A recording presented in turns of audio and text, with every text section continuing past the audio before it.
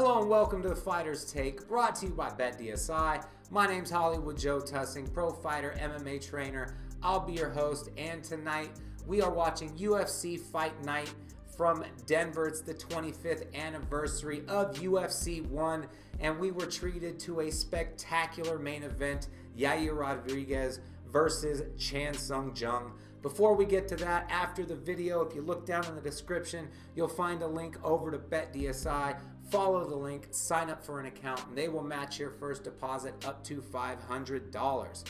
So, the main event of UFC Fight Night Denver, the Korean Zombie taking on El Pantera. Yair Rodriguez comes away with a last-second spinning back elbow knockout of the Korean Zombie.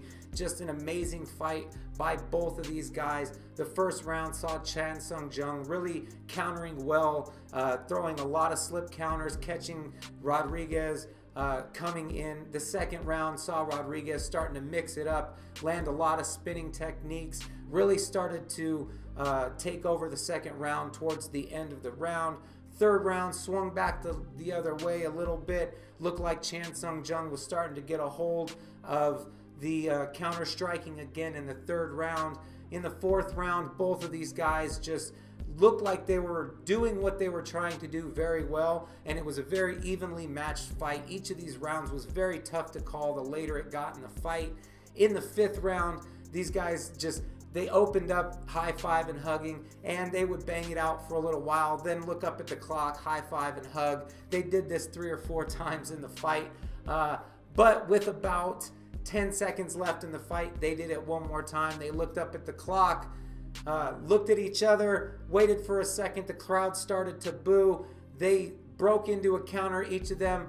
Chan Sung Jung threw a hook that Yair Rodriguez ducked under and threw a back elbow, and it caught Chan Sung Jung right across the chin. Korean Zombie goes down face first, slides out to his stomach, and falls asleep.